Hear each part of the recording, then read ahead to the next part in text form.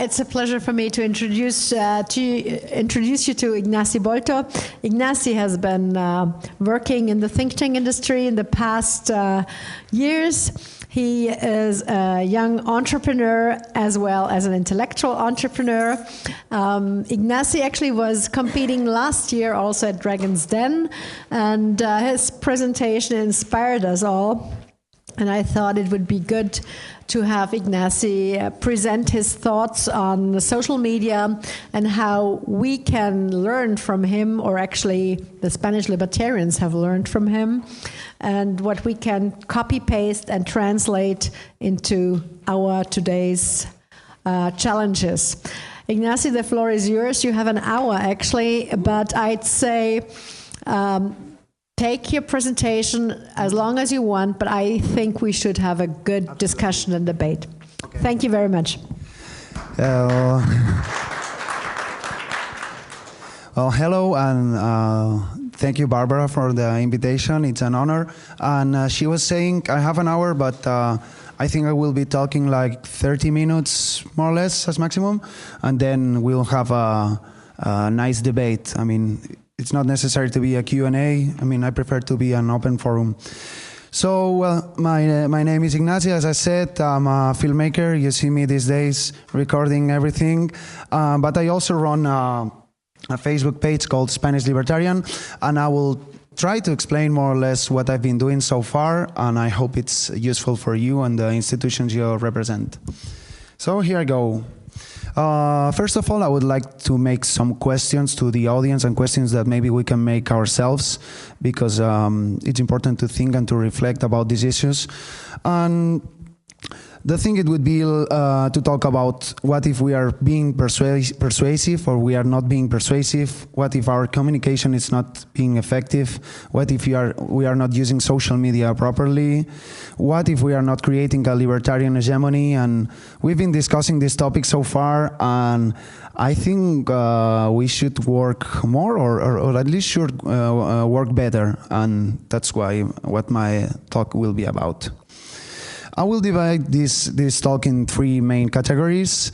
First of all, I would like to talk with you and think openly about the battle of ideas and the market of ideas. That we usually hear this, but sometimes we don't think enough. What is it really? Then I would like to also to talk and see what can we learn from conservative. What are they doing so far from these last years? And finally, I will explain you what I've been doing in my channel. So the first category is battle of ideas and market of ideas. I had the honor also of writing an article about this in the website Values for Europe. I usually, since I've been involved in this movement, I've been hearing the battle of ideas, the marketplace of ideas. I started to think like, okay, but what is it really about? Is it a market of ideas? Is it a battle of ideas? And actually, I think we are in both aspects, but we need to think, or maybe rethink, what it really means. The market of ideas, it would be something like, you can see here, Coca-Cola and Pepsi, they're competing, they're smashing each other's, but they want to convince the audience. At the end, one will have more income because they will convince more customers, and maybe the other one will go bankrupt, etc. But I think it's more than that, what we are discussing these days. I think it's already a battle, because if one wants to regulate the market and we want to deregulate it, I mean, that goes directly against our own interest. And it might sound bad, but we are intellectual enemies between our opponents, and I think we have to start thinking in this mindset. It might sound raw, but at least this is how I see it. So if we think, well, how can we be influential in the market of ideas? I always say the same quote, that I think we should explain capitalism using the same capitalist system, exactly.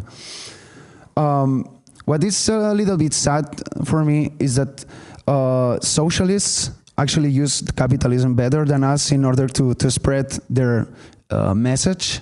And we should think and be self-critics with ourselves.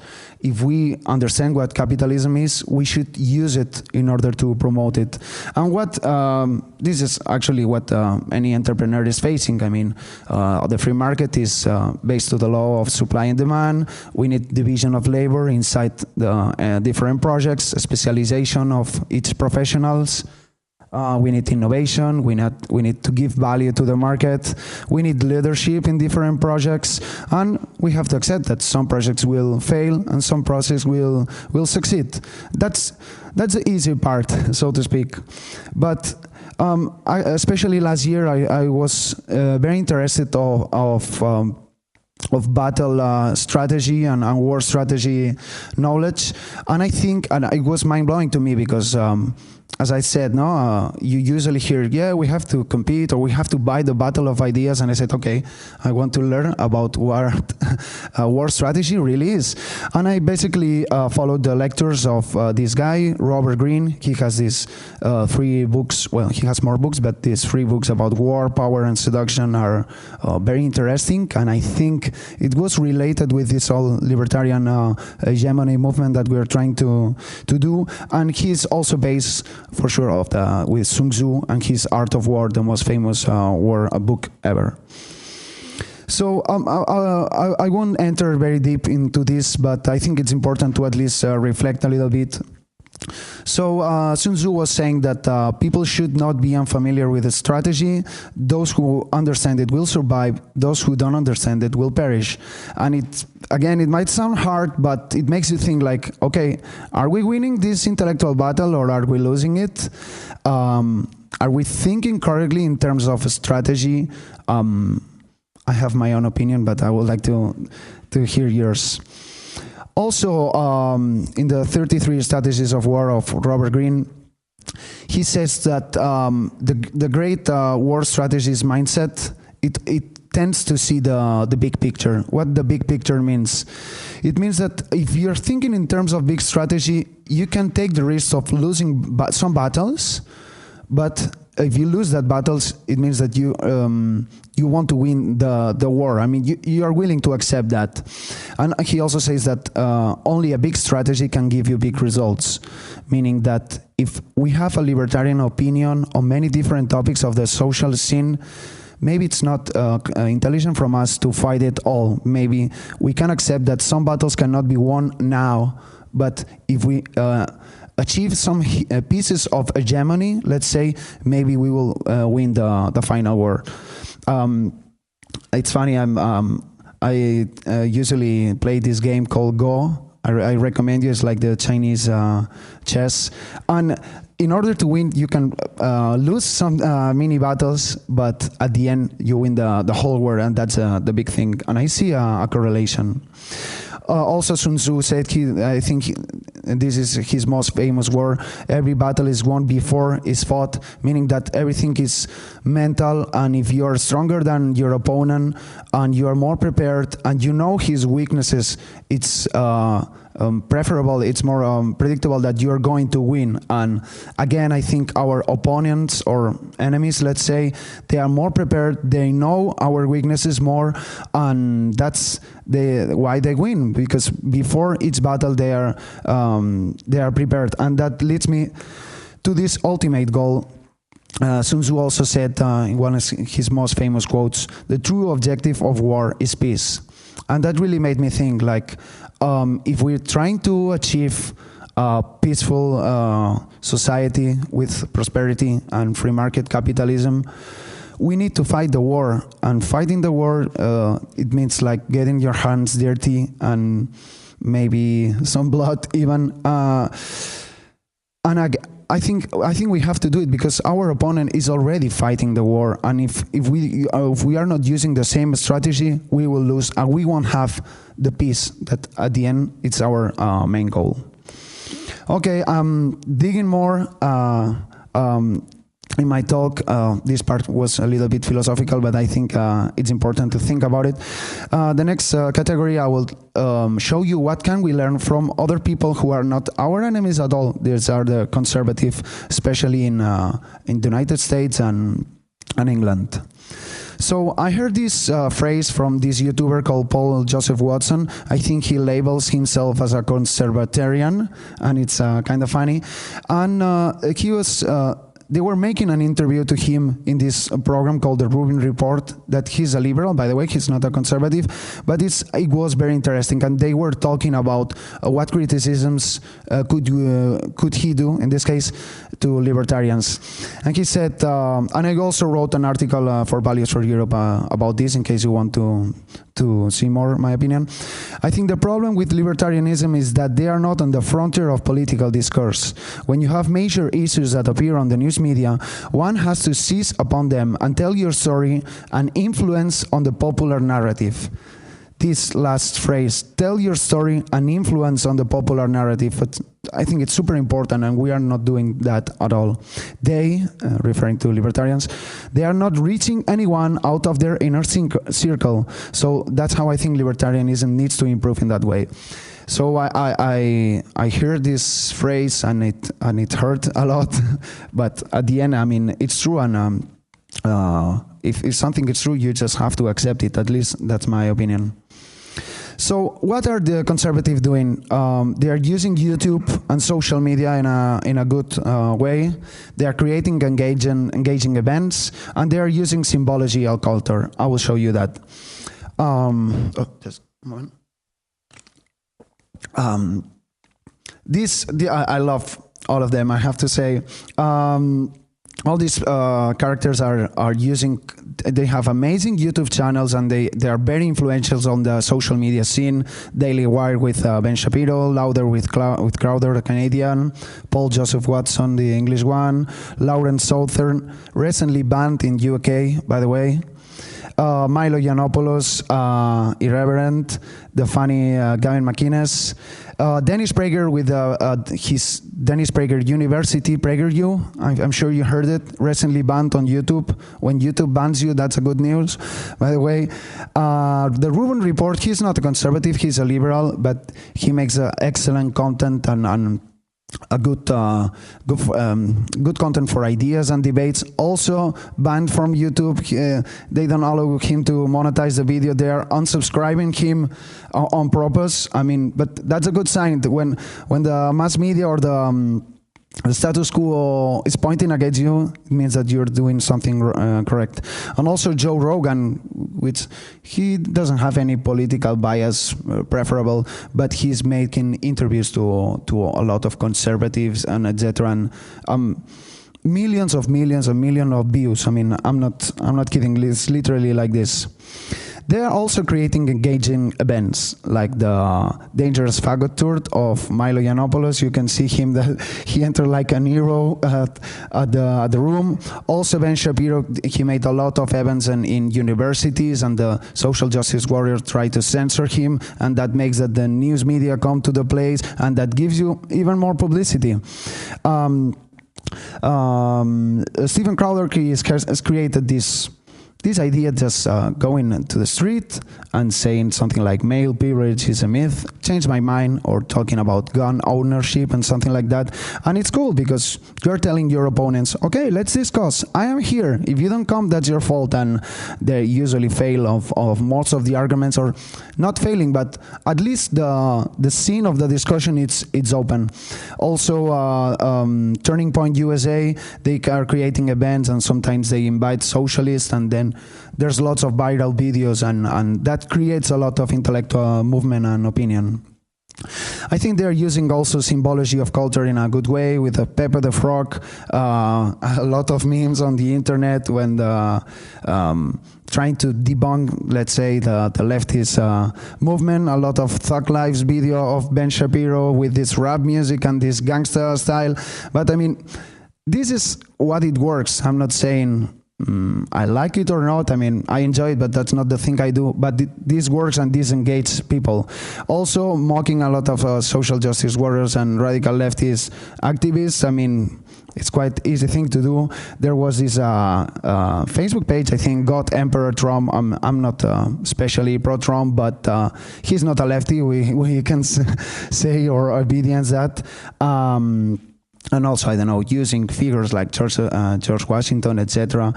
the good thing about symbology and cultures is that we already know the figures and there's a lot of concepts attached on this, so it makes communication easy and more effective, and I think they realize that and they're being clever on their moves.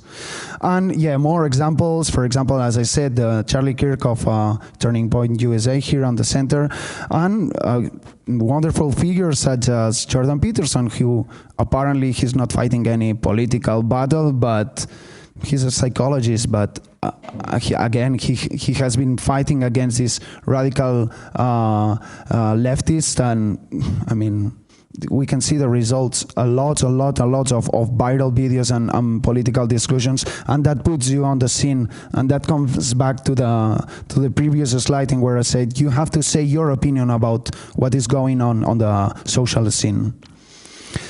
And finally, I will try to explain you my project, but I think it was important to show you some perspective of what I've been learning, of what I've been influenced by, and also this idea of being strategic when you are in the social media scene.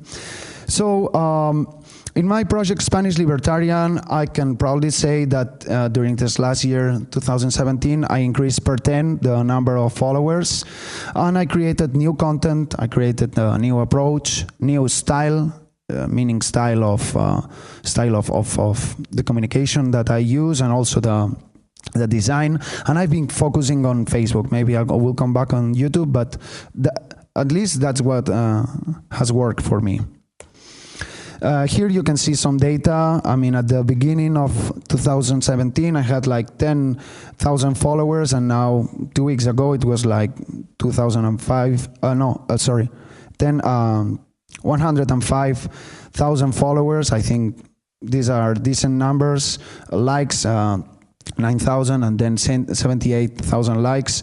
And more or less, I will try to explain you what I've done in order to achieve these numbers. So the tips for success, I could say, are relatively simple. I've used videos with top and down black bars. I'll show you what it is. I've been using deliberately simple and direct titles in order to deliver my message. I've been using some cultural references too, questions to the audience, and it ends up to this idea, creating the tribe, creating the community, and I think it worked, at least for me. So top and down bar videos, for instance, for example, these are one of the most successful for me. We can see the first one. It's called Individual Responsibility in 3 minutes, 6 million views. Argentina, Productives versus Parasites, 2 million views. Or How to Talk to a Socialist, 500,000 views. But this video, I think, a think tank from Brazil, I don't remember, they translated, and it went viral with 1 or 2 million views. And as my channel is basically on videos, I will show you a 1-minute video. I think it makes sense. So here it goes.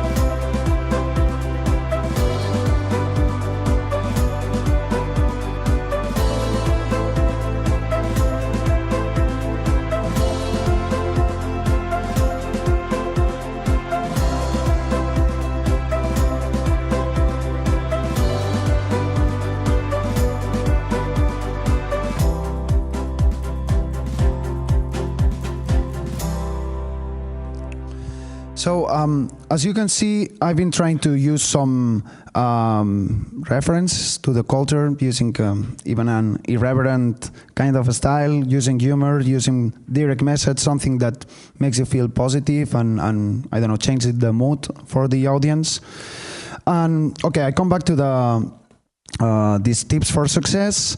So first of all, it's top and down bar videos, as you see here, these black bars, and also it's square. It's for the mobile device, because I think people consume more information in the mobile rather than the computer. And again, also super important, simple and direct titles. First video, it says, what do politicians prefer? Keynes versus Hayek. Who pays the public debt? You. Should you be earning more for your job? The fourth video, it says, this is why socialism won't ever work. Explain in less than 5 minutes. Unibasic, what's the name? Basic income, that's not working. And this is the raw reality of Cuba. So, as you can see, I'm using sound bites. I'm using questions to the audience. Should you be earning more for your job? Who pays the public debt? I also appeal to you, like you, my audience. I mean, I'm literally talking to you. Who pays the public debt? You, you know? And also, I mean, these big fact claims, I think it works, and I think it creates the incentive for the viewer, the audience, to actually click, to be a little bit aggressive or simplistic, let's say, but at least for me, in my experience, and I want to share it with you, it has been working. What I've been using is this quote that I always say, that what is difficult is to make it easy. I mean, it might sound counterintuitive, but what is really difficult is to literally simplify what is already difficult itself, and this is what I've been trying so far. Also, I've been using cultural references, The Simpsons, public choice theory explain. If it moves, tax it. What is bureaucracy? Thanks to Asterix and Obelix. Why is Clint Eastwood libertarian? Here I had a video of the president of Denmark debunking the myth that Northern European countries are socialist. Antonio Banderas talking about the cultural differences between Americans and Latinos. And also this guy is a famous journalist who had the bad idea of interviewing a capitalist, and he gets owned. And more or less, I mean, you can see the numbers. They are pretty decent. I mean, 800,000 views, more than 500,000 views. Some videos have been surprisingly worked. I'm the first to be surprised, to be honest. Okay, as I told you, I've been focusing also on Facebook, and that allows me to continue in this idea to create the tribe rather than just throwing videos and that's it. And what has been working for me is also to make questions to the audience. For example, in this first publication, I said, how do we libertarians communicate? How can we convince more people? In this, I would say, let's be friends. Write where are you from, press like to the people near your country, and then send him a message. And this was surprisingly successful. So I think some people want to have online presence, but also being a link between online presence and real offline presence and community, it's super important, and I want to be part of this and with using my platform. And also I made just some questions to the audience. Open borders, yes, no. Freedom of drugs, everything, no one. Some of them, death penalty, against, pro. And also the Fridays, I was doing a 30 seconds video, the Fridays debate, talking about different topics that maybe the libertarians don't usually talk. We just usually talk about economy and political discussion, such as, I don't know, are you religious? Do you have an investment on blockchain or cryptocurrencies? Who is your favorite liberal author? What do you think about feminism, etc.? And that gives the feeling to the people like, hey, I mean, this is interesting. I want to read some other people's comments about some different topics, and it has been working so far. This last part, as I said, this is my mantra: creating the tribe. I've been doing this, making some different products. I will show you a video called Yo defiendo la libertad. I stand for liberty. I've been doing some personalized interviews. I've been using some neuromarketing tips that a collaborator told me. I've been publishing some content related with personal growth that I think it works pretty well, and it's a good idea and a good link in order to defend liberty. and I will show you more or less the 2018 projects that I'm doing. So this is one video that it went quite viral. It's called I Stand for Liberty, and what I did is that I sent emails and messages to many libertarian celebrities of Spain and all Latin America, and they had to send me like 15 seconds video starting with yo defiendo la libertad porque I stand for liberty because, and they just have to finish that phrase. Again, simple message, uncentralized. I mean, I'm appealing to each different countries: Spain, Argentina, Venezuela, Colombia, America, for instance. And also what I did that is, in the same video, I used some celebrities, but I also used some anonymous people, celebrities like Enrique, who is here, by the way. And it worked pretty well because I think some of the people were proud, like, wow, I'm appearing on this channel, I'm appearing close to this professor. And some activists, let's say, that they usually publish the content of some professor or some activists that represent him. Now they can say like, hey, I'm part of this. It keeps this idea of creating the tribe, and also the community creates the content for me, which is a good idea, and I'm very efficient, and it creates this idea that I'm part of your project. I'm trying to break the barrier. I don't know if you get me. I've been doing also interviews, which is fun and super easy to do. And I do interviews to YouTubers. I do interviews to interesting people that I know, my friends, and the thing is to make this thing bigger. And also there's a lot of benefits. I mean, it's easy to do. The cost is literally zero. It increases my traffic because if the person is famous, for example, like this guy who is a successful YouTuber, he published it on his wall, and now some of that people will come to my channel. And also I think now it's a momentum a little bit of doing other kind of debates, because I think most of the people are tired of the debates on TV where no one can make a real argument, and I want to give another other kind of content to my audience. Also, these tips of neuromarketing that I'm trying to apply. For example, the first comment I put on every post, it's like, hey, and what do you think? And that creates the incentive of, okay, I will say my opinion, I will recommend my friends, blah, blah, blah. The community also must feel that you're committed with them, doing some products as I've showed you so far. And also I try to provide useful content such as tips, arguments, motivational content, rather than just data, charts, or I don't know, some just based on economic efficiency, which is very important, and I love this, but I think this doesn't allow to go out of your own tribe or your own bubble. And as I mentioned, some of the followers can create content for the channel, so I'm talking to you and you are part of this we. I think you understand my point. Also, I've been creating some personal growth content. I don't know if you can see here the numbers, but for example, this video, how can you be proud of yourself? 2 million views. Individual responsibility in 3 minutes, 6 million views.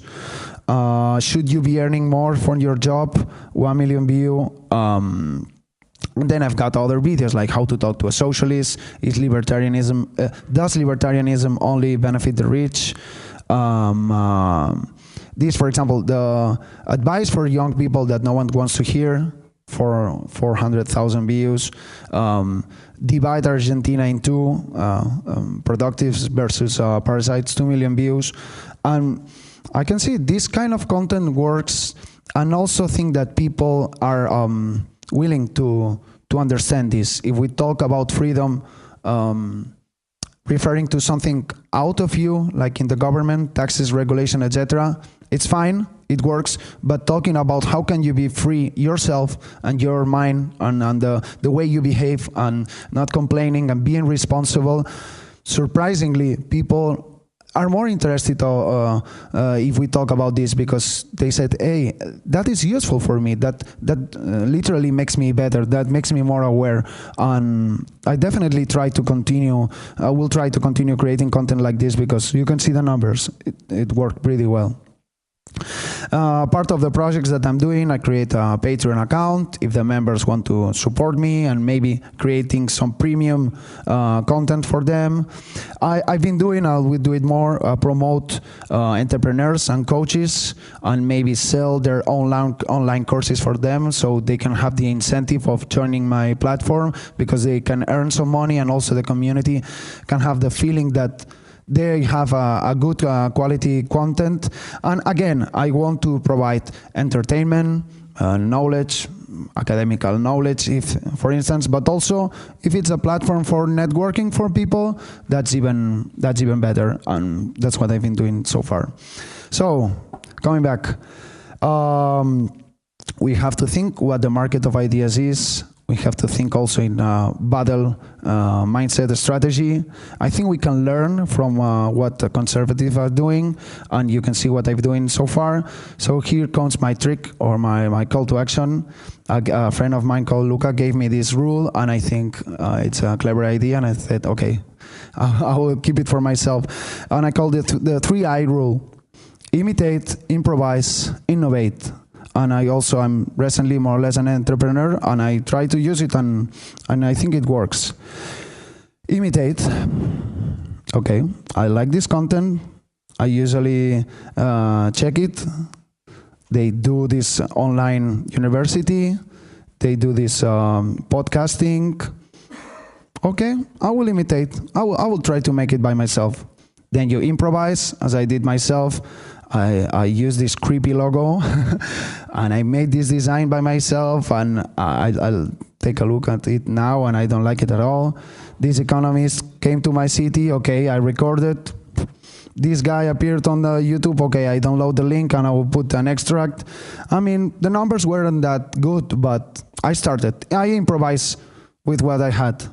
And then I've been trying to innovate. I gave this talk about, again, word strategy and battle of ideas. I've also interviewed a philosopher in English, so I'm trying to approach a new market. I've been trying to create viral videos made by the community for the community. Some also viral videos with other content related with personal growth that we libertarians, we don't talk about this usually. I've changed the design of the image. I've been also uploading the content in audio in case someone wants to hear it when they are in the car, etc. And that would be the big thing. I mean, it might sound naive, give love to the community, okay, but give love or give value, give content, make them feel that they are part of something, and that equals more community and more impact. This is what has been working for me, and I'm not saying that I'm right, but at least this is my experience, and I hope it can be useful for you, and happy to take questions. Thank you.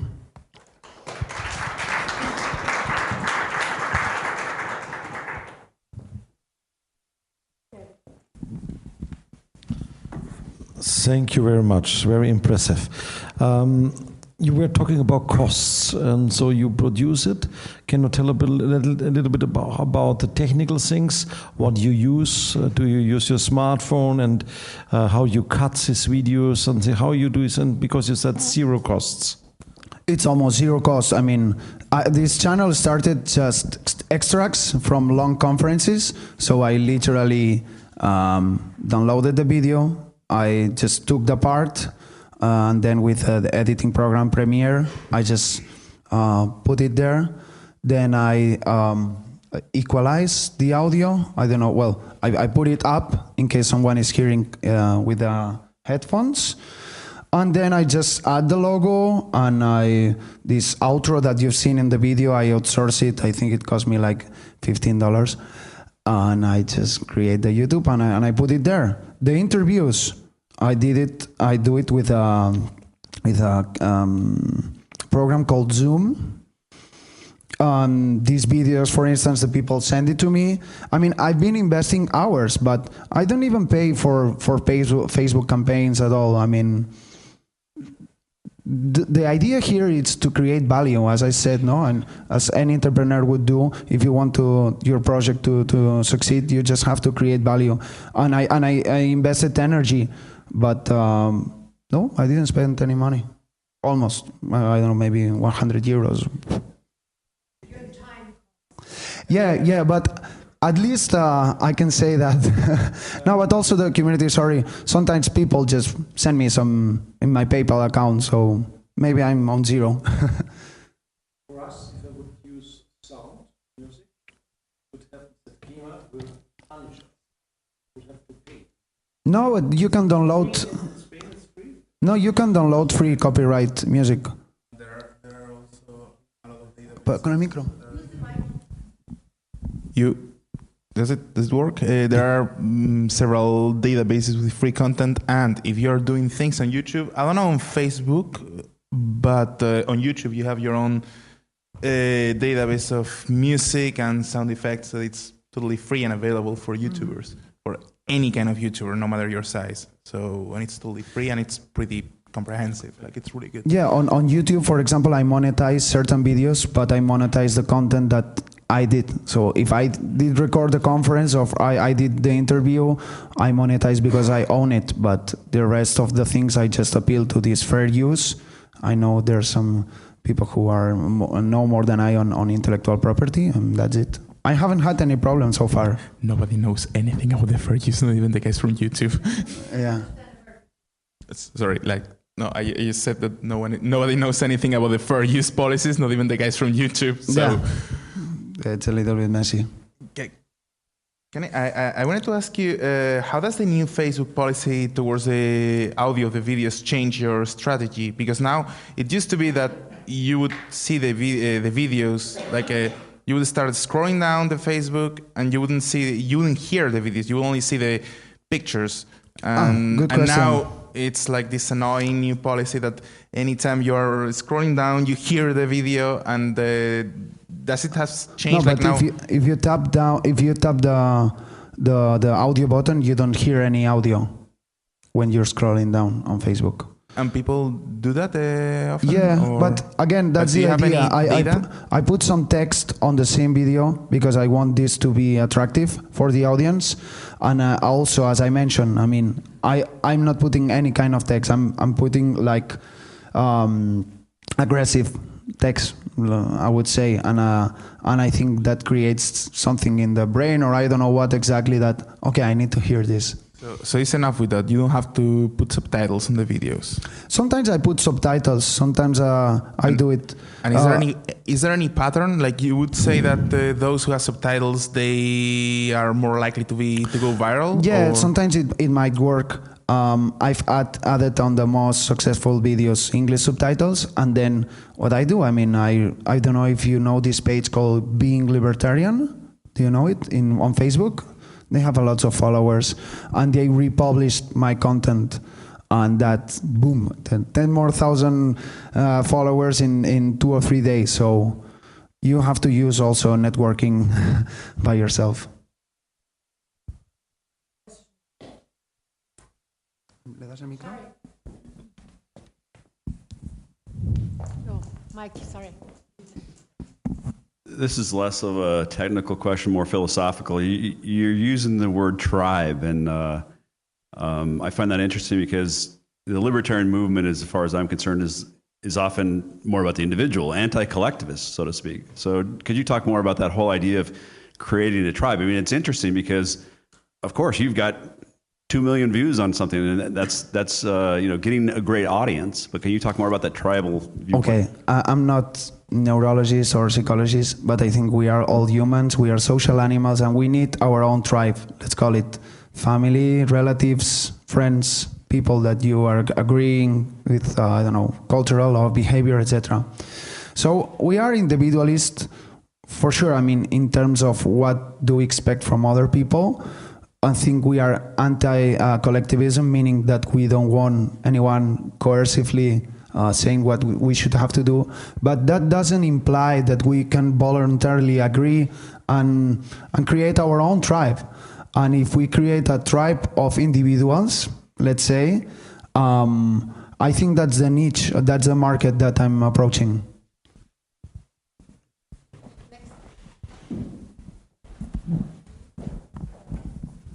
Hi everyone, Henry Schneider. I'm sorry, I do not have a question, not even a comment. I just have a footnote to that last one about the tribe. I tend to be very pedantic, but these are the kind of things I like to say. There are tribes that work with free association. And I don't mean internet tribes of stuff like this. I mean real anthropological entities that work with free association. For example, the Kachin in Myanmar, Burma. If you don't like the Burmese state, and you live there, if you don't like the Burmese state, and you just wander up the mountains to the Kachin, they will take you into their tribe just for you saying, I don't want to be controlled by their state, I want to be somewhere else. So they know this free association of individuals as we just discussed. Sorry, but I felt compelled to bring in this observation. Thank you. Thank you, Ignasi. Enjoyed that.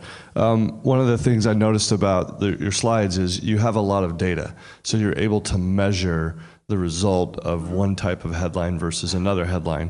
And when you started your presentation, you sort of asked why, how we could be more effective, or why sometimes the left or other people are more effective. So a question I had for you is, have you deliberately tried a test where you write headlines that appeal to different benefits? So for example, you talked about financial arguments often appeal to self-interest and making more money. So you may have seen that video on Instagram from the rapper Cardi B, who I've never heard of, by the way, but she was complaining because she just paid taxes for the first time. She has a huge hit, she's culturally sensational, and she asked, what is the government doing with my money? So suddenly it became a very personal problem for her rather than philosophical. But the things that you talk about, we talk about self-improvement, knowledge, and individual liberty. Those are non-financial benefits, but it occurred to me that if you wanted to, you could be more deliberate with social media in seeing what incentives people are responding to through headlines. And it occurred to me when you had asked that question as well, we don't typically think that way when we promote our ideas. Mm-hmm. We think that they're self-evidently beneficial. Self-evidently beneficial. So, well, what I could say is, for example, here's my feed of what I've been doing. And, sometimes I've been checking what is liberalism? Okay. Why is socialism? Okay. But then if you start talking to the taxpayer, to the freelancer, or you use this cultural reference of someone who is famous, or if you talk to the individual, I mean that definitely works. If you talk to the millennial, or for example, this video, it says in Argentina we work 9 months for the state. You were mentioning before the tax-free day. Tax-free day. So in Argentina, he said we give a baby to the state at 9 months. Using these catch-up phrases, using these metaphors, it definitely works. I couldn't say that there's one formula. Maybe there's 2 or 3, using the language, the content, the tone, the people who is speaking. I mean, there's no magic formula, or there's no pre-designed formula. Sorry. Essay and error. What I would say to any entrepreneur, just test it into the market. Yeah, just one last thing on that, because that's what you said when you talked about marketing. Those are ways of marketing ideas so that people click on them, they read them, they see them. But I think one of the things that works really well, especially with younger people, is what you mentioned. They believe they're part of a bigger cause. They believe they're part of something that's larger than themselves and that's important. And this idea of a tribe, or building a group or a movement based on an idea, can also appeal to that. Yeah, and it's a good point. I mean, if the social justice warriors, let's say, if it works for them because they are part of this movement and they are the revolutionaries, etc., we can be another tribe, the tribe of the decent people. You know, if that's the tribe, okay, I want to join that, for example. If you want, we can see some videos if you're tired of hearing me. I would like to play devil's advocate. You have used many of our friends in Spain. You have promoted them with that. You have helped them reach out to different targets and audiences. Has anybody of them thanked you ever? Yeah, absolutely. I mean, that's also a good part, and maybe that relates with this same event. I mean, being friends with people actually creates a proper mood to make revolution. You know, I mean, if you have, I have a friendly relationship, and sometimes some economists like Juan Ramon Rayo, hey, tomorrow I will be on the TV. Can you screen record the video for me? Okay, here you have the link. Okay, I will pay you a beer next day. I mean, this might sound anecdotal, but it creates this friendship tribe scenario. But does it pay back as well? Yeah, it pays back. Yeah, it pays back. Are they hiring you to do the classes that you actually intended to do last year? Remember at the Dragon's Den, you said you would like to do kind of this education professionally. Are they hiring you now for their teams in order to thank you? Yeah, actually, it helped me because many individuals and organizations hired me for making his communication, and it has literally put money in my pocket, which is nice because if we are spreading capitalism, we have to make money out of it. Good. If not, what's the point? Well, that's good. I wanted to hear that. Thank you.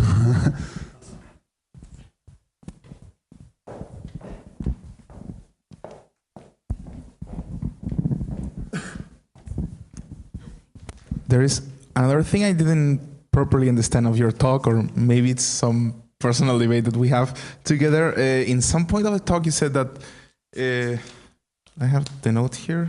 A minute. You say that it's good to be that your channel is banned from YouTube. Like you were giving the example of PragerU, which by the way is not banned, but I don't know. But you said that in some points and some of the examples that you gave, I mean, in one hand, you're talking about resonating to a bigger audience, not only to speaking to a very small niche of people, but then some of the examples that you are giving are people who've been maybe not banned because they haven't been banned, but they don't know how to work with the algorithm and therefore they don't know how to reach a bigger audience. How is that a good example of what you're saying? I mean, actually it was more or less a joke, but Prager University, they are in a legal process now with YouTube, by the way, because they demonetized their videos on purpose. Of course. YouTube. Yeah, of course they demonetize their videos, but because it's obvious it goes against the YouTube policies. But I say that if just spreading conservative ideas it's an offense for a certain platform, I think that you are doing things correctly because you are using your freedom of speech and your evidence putting up that they are just censors. No, but I'm not talking about ethics-wise, I'm talking about strategy-wise. How does it help you to get to a bigger... Milo Yiannopoulos, he was banned from Twitter. He was most famous than ever after this because most of the people were tired, like, what are they doing, these Palo Alto companies? Also, Paul Joseph Watson is also demonetized, and maybe this creates a new environment for another platform to emerge. I mean, who knows? Also, Rubin Report, they've been unsubscribing their own subscribers. So the platform thinks for you that you already are you are not longer a subscriber from him. I mean, I recommend you to check his latest news. Maybe if you want, we discuss later. I mean, of course, I don't have nothing against YouTube of other platforms. They are private business and they can do whatever they feel. But I'm just saying that if you're just saying your voice, for instance, I've been doing interviews in my channel. Some of the YouTube tell me some of the content is not appropriate. If it's not appropriate for who? Let them decide if they are adults. That makes no sense. Also, do you know, for example, on Facebook, that some videos are blurry and you need to activate it and it says this content might be sensible for you? Have you ever heard this? And I had a video, it's called Debunking Socialism in 1 Minute. And they were putting blurry filter on this, like, are we just kids? Do they expect that we are kids and we don't know how to talk to ourselves? And that's reality. I mean, the reality is that this kind of message is not hegemonic, but again, if that's a battle, we need to keep pushing, or that's my point. So in this, sorry, just let me, because it's not that I want to start the debate, but I think you are just a little bit, you didn't understand it. Like what happened with Rubin Report, it didn't happen to Rubin Report, it happened to everyone who is on YouTube, including PewDiePie. PewDiePie lost 1 million subscribers, and it's not that YouTube is thinking for you or YouTube is trying to spread some specific ideology. It's that they just changed the algorithm and they try to, in a way, clean the channels. They have many channels. They had subscribers from 10 years ago who never watched those videos, who are not watching videos anymore, and they changed the algorithm, and therefore they clean some of the subscriber base of a lot of channels. It happened to Rubin Report, it happened to PewDiePie, it happened to us, it happened to everyone. Like we lost I recommend you to check what precisely is happening to Dennis Prager from Prager University, because apparently they were just having this legal process because they were banning conservative content. That's what I know so far. I know that. I mean, yeah. I mean, I know what Dennis Prager is trying to do to justify himself, but I don't know, if you're on YouTube and you know how the platform works, you say, you're not fighting a person, you're fighting an algorithm. Well, hopefully a new platform will emerge, and let's expect the market to give us a response on that, because there's a new people that can.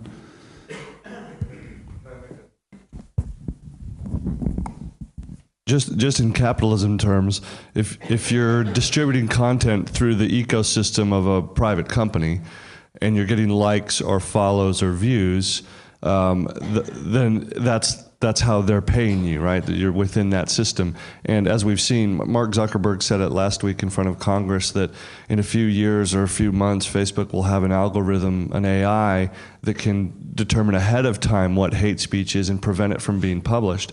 So if you've got a relationship with these readers, one of the suggestions I have based on my experience in publishing is you've got to create a capital asset that you own, like an email list. So rather than just likes or followers, migrate that interest to an asset that you have control of, so you can contact those people if and when the platform deplatforms you. And they make it hard to do that, by the way. They want you to stay within that system, but you can probably do that with different calls to action. Yeah, good point, Daniel. That's one of the ideas of this next year. I already have the website. I didn't show you, but the thing is to create a platform of networking. If it's private people who just give value reciprocally, I mean, it's fine, but nothing is easy, for sure. I have a more general question that perhaps more of us in this room who are from Europe are thinking about, is the new data protection regulation. How do you do with addresses? Do you keep addresses for emails or so on? Is there someone else who have thought about that, to have found out some smart solutions? How to do? Yeah, well, I guess everyone here collects a lot of addresses for businesses. Yeah, well, I guess my idea it would be maybe one day I will do it. You create a landing page with a typical call to action that subscribe to our newsletter, etc. And yeah, I don't know if having an email is already useful, because I don't know if people use email that long. Having WhatsApp, etc., Telegram. So I mean, I'm not here saying to you like, look what I've done. I mean, I don't know nothing. I'm just messing around a bit, and maybe someone of the audience has a better idea. But again, if you give value to the community, you can be sure they will come back some way or another. I've remarked your very subtle distinction between the battle of ideas and the market of ideas. I'm very much in favor of the second one. I have my reasons. Part of them I've just exposed in my presentation. I run a magazine which is entitled The Market for Ideas. I think that the main difference between a battle and a war of ideas and a market, an agora of ideas, is the fact that the first one, battles, wars, are about defending, defeating, and extinguishing, in the ultimate sense, your opponent. In the markets for ideas, is about movement and evolution. Mm-hmm. That's why I'm in the favor of market for ideas, even is living in a market for ideas is exhausting. A battle could end very, very soon. But I don't know if I get your point. You're saying that the battle of ideas doesn't exist? I'm not saying that is the most inspired formula, associating ideas with battles. I don't agree. I think it's a battle. And I don't know, take Venezuela. I mean, if you were a capitalist there 20 years ago, and then it comes this populist and nationalize all the industrial productive sector, you're literally screwed. I mean, they are killing you. That sounds to me as a battle, and you have your enemy that wants to harm you. And sometimes the market of ideas concept is too naive, I think. Okay, in the ultimate sense, battles are fought with fists and weapons. It's quite difficult to, and I tend to agree with you, how to argue with a thief, with a burglar. It's very difficult to explain the advantages of not robbing you. The short way and the hard way is the most efficient. But this is just semantics. My other comment is you benefit from the privilege of being a Spanish speaker. Yeah. You have a lot of market, a great market share, and I tend to consider you a new conquistador, if you can accept this qualification. You've said about libertarian hegemony, and in the Spanish world, this is the perfect rhyme. Yeah, that's a good thing. I mean, I think the third language used more in. I think Joe has another question. I don't know if we have time. Sorry, last. Okay, I'll try to be brief. Spain is the third language used more in internet.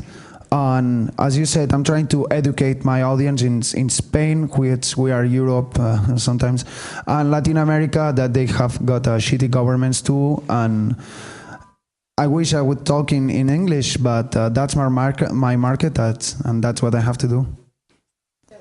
So I don't entirely disagree with the idea of seeing this as a battle. Unfortunately, it seems that people are fairly turned off by the idea that libertarianism is a battle on the hill that they're losing and are constantly defending ground rather than expanding it. Do you think that perhaps one of the reasons we're not being attractive to people is that we're talking about defending and practicalities, but we've lost the message of hope and expansion? And while, in electoral politics, it might be difficult to do expanding of liberty, there are plenty practical examples in blockchain space and special economic zones or other alternatives to current political systems that we can use as examples that we are moving forward. Yeah, exactly. My last point, I mean, the first image I used, it was the snake, don't tread on me, blah, blah, blah. And people who are not aware of our conceptions of the world, they said like, what is this? That sounds too aggressive. Don't tread on me. I mean, this is not friendly, And now my new approach is to how to better yourself, how can you be more responsible, try to embrace voluntarity in the society with your friends, etc. That is definitely friendly, and I think that's more engaging, and again, we can see the results. Well, thank you, and I hope the tips were useful, and feel free to reach me if you want something. Well, thank you very much, Ignasi. This was really very, very helpful. Thank you.